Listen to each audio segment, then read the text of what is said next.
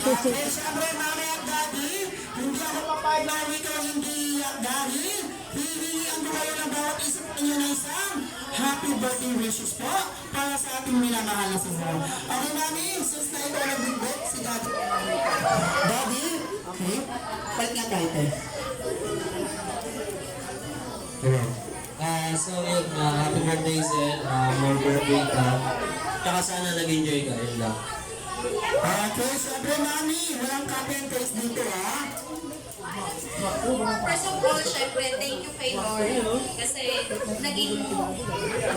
nabigay niya tong araw nito. Kasi biglaan na to, para sa nakakaalam. Alam niyo naman siguro lahat, 2 weeks before lang kami nagpa-reserve. Kaya yung mga invitations namin ilang araw na lang kasi sobrang biglaan. Nahirapan nila mag-book sa Jollibee, ma'am, kasi biglaan din.